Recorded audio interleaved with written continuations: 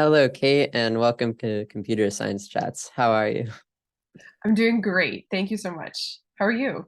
I'm doing great as well. Thank you. So I've prepared several questions to ask you. First, could you please introduce yourself and your educational background? Yes, I'm Kate Moore. I'm a researcher at MIT Step Lab. Before joining the Step Lab, I got my undergraduate at Barnard College and then got my master's in teaching through night classes, thanks to AmeriCorps. And now I have a PhD from Teachers College, Columbia University. Thank you. So what is it that inspired you to pursue a career in education? Um, I have a learning disability, and it makes it very difficult for me to read. Um, and being a bit neurotypical makes me acutely aware of um, and interested in how other people think. um, and I think I just started being interested first in art history, well, art and history. I was really interested in looking at both um, from kind of a sociocultural lens. And then I shifted as I worked through my undergraduate into an interest in anthropology, and that's ultimately what I majored in, and sort of realized that I was really excited about how people think. Um, and that brought me to cognitive science, and that's what my PhD is in. Um, and I just got really interested while I was at Teachers College and Columbia University in studying how we simulate intelligence in order to understand, like to create little models of how people think, right? So we're using simulated intelligence to further understand intelligence, and that interplay was very interesting to me. So that's how I got involved in computer programming. That's very interesting. Could you describe some of the activities that you do through your work? Yeah, I'm a researcher, and I'm a designer, and I'm a project manager. So I collect data and I do analysis and I do a lot of writing to make sure that people learn of the findings from the research projects I'm involved in. I'm a designer. I design learning experiences and write curricula, and I do project management. So I'm creating trackers and just scheduling emails and talking with people a lot to understand their level of readiness to take on different design tasks. So there's like a lot of layers to the work. Yeah, so what do you like most and what do you find most challenging about these activities? Um, well, I like listening to people and learning about how they see the world. I think I've always enjoyed that. Um, and what's challenging?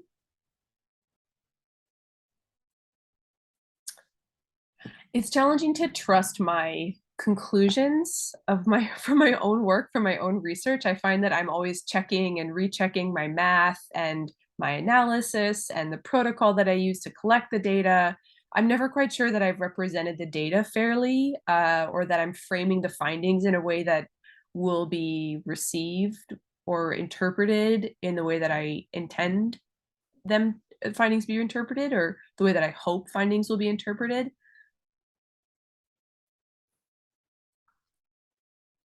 And Yes. So I know, and you just mentioned that you're a research scientist at the MIT Scheller Teacher Education Program. So how has the work that you've done through the program impacted your view on computer science education or education in general?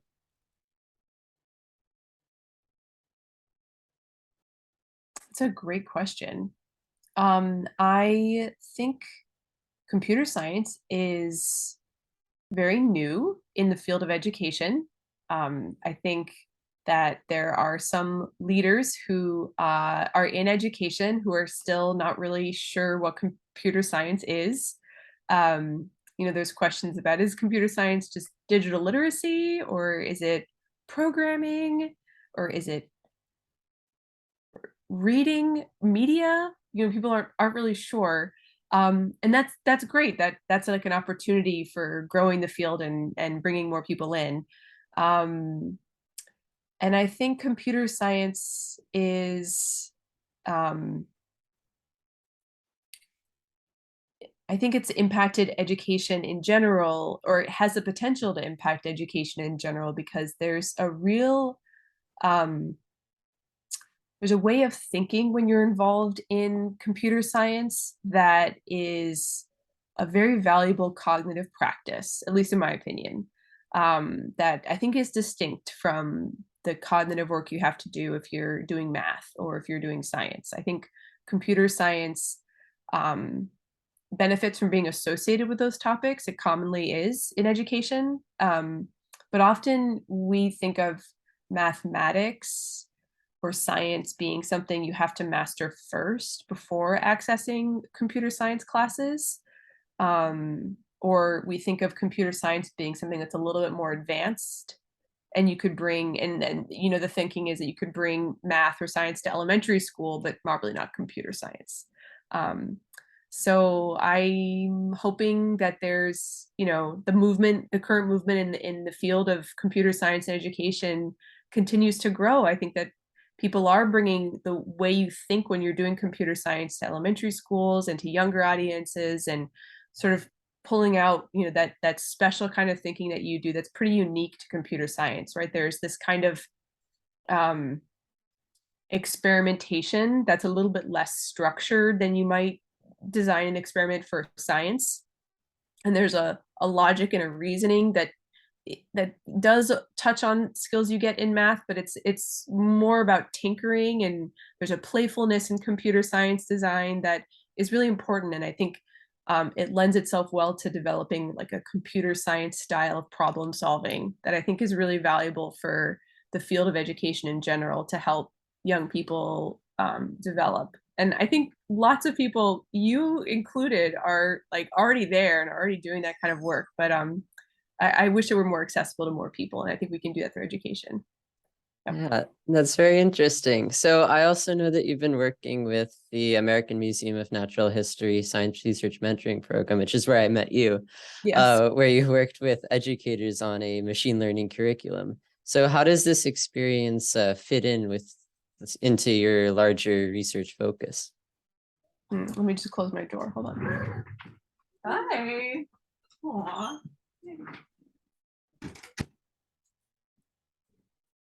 Sorry, kids come home from school. How does it fit into my larger research experience? Well, the work at the American Museum of Natural History is really special. The um, Science Research and Mentorship Program, the SHRIMP program, is already this incredible program. I mean, lining scientific um, practices, education, and like authentic real world research is like pretty rare, and a really like it's like a flagship model for the rest of the country to look at this sort of setup. So it's a real honor to be able to work with that program, with your program, I should say. And the way that my work aligns with in that program aligns with the research I'm doing in other places in the country is to weave in the reality that science really uses machine learning quite a bit. And oh, hello. I'll come out in a little bit. I'm sorry, Cassidy, in the middle of an interview. Thank you for knocking. Sorry about the interruption. That's my 2-year-old, and I really want to appreciate the fact that she knocks. So I gotta acknowledge that. Um, yeah, so I think that there's a benefit to um, letting showing machine learning and how it's used in science in an authentic and meaningful way in the context of the SHRIMP program. And you know, the real benefit to the world is to show that high schoolers can learn machine learning, right? That high schoolers can take it. You guys can run with it and use it in your internships. I think that there's some questions about, you know, is this too advanced, or um, if it's not too advanced, how do we set it up so that it's something that's meaningful and accessible for high schoolers? And so I think bringing machine learning in to shrimp is great for many reasons, right? To sum up, one, that there's an honesty to how much machine learning really is used in sciences these days to do basic research, and two, to show that high schoolers are ready to start learning it as well. Thank you. So I've also read that you were a middle school science and special education teacher for a while. How has the transition been from your past work to a career in higher education? Um, if I'm being completely honest, it's been intimidating. I feel like an imposter, um, and that's okay. I think that when you transition into new space, you're going to have a little bit of imposter syndrome. Um, I'm also really proud to be coming from a practitioner space into a research space. I think that that's valuable for the field of science. There is a value to going straight into research as well. It means that you start the research cycle very young, and you build up a lot of research experience. But I also think it's valuable to have people like me who are relatively new to research, but we have all this experience from other places in the world that help inform research design and writing, and with a degree of like practitioner experience. So I'm definitely like somebody who's needing to navigate being from many different worlds and not just being from research, and that makes you wonder, how you fit in or if you fit in. But at the same time, I think that that's valuable to be somebody who sits at the intersection of multiple fields. Yep. Yeah, so I know, and this is something I think we also discussed in Shrimp, that there are sometimes challenges when using machine learning methods in terms of like data being representative. And this can be particularly concerning when considering research related to like population groups, for example. So how can one at the beginning of their machine learning journey be aware of and ensure that the bias is minimized in their experience with machine learning? That's an amazing question. I think you probably know the answer to that better than I do at this point after being in shrimp. But I think two things that we tried to cover while we were studying and learning about machine learning in shrimp, um, was one that it helps to really pay attention to data and how data is used. And because data is used in so many different ways, it's hard for me to be much more specific than that. But I think something that are really hard is how your behavior is tracked. And a lot of that data gathering is done in ways that are not visible to you or not immediately apparent. So noticing how data is used in part involves, asking questions in places where you wouldn't normally ask questions. So um, where did this information come from? How was this data collected? Are you tracking my name as I'm answering this, or like, are you recording right now? Like those kinds of questions are important to start learning about asking.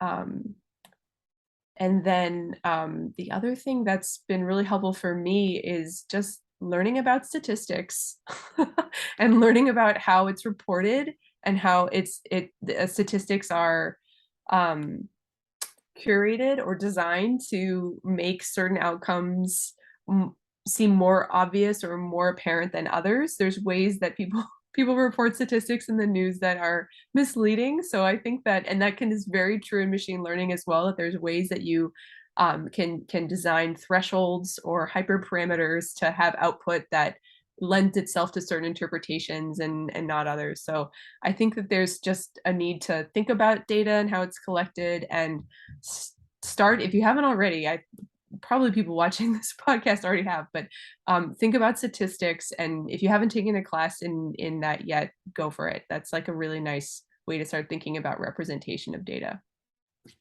That's very interesting. So, how do you think that machine learning is evolving? Like, what are its challenges and or the opportunities in machine learning?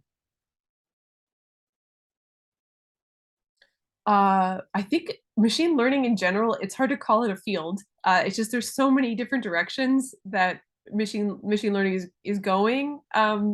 it's more like a tool than a thing. But I guess tools are things. Oh dear. Yeah, but I guess my point is that there's so many different ways that you can think about how artificial intelligence is being used and machine learning is being applied, that that's the challenge and also an opportunity. I think that there's a lot of room for innovation. I mean, we were joking about this in shrimp, but you could really use AI and machine learning to do almost anything. Should you is an important question. But I think another a real challenge to that, the reverse side of that the reverse side of that coin, it's an opportunity that there's so many different directions you could bring AI, but the reverse side of that is that the field needs some like unifying theories or some clear, coherent, consolidating projects that unite the work. And I think you saw some leaders in the field trying to do that in shrimp. Um, um, Trying to remind people of the importance of design and being aware of bias, and really trying to introduce these frameworks for thinking critically about AI infused technologies. So there, that's a real challenge to just raise awareness about some common issues that are inherent in the way that machine learning and AI are designed, but also the proliferation of their use in so many different ways. Yeah, it's definitely tricky. Thank you.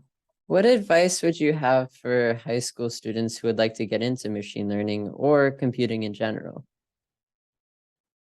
Can I ask you a follow-up question about that? Sure.